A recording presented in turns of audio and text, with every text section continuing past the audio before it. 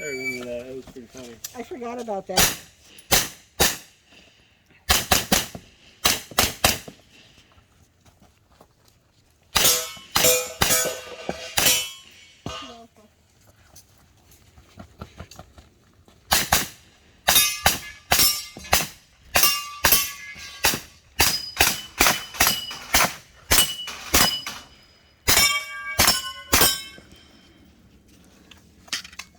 No way, dude.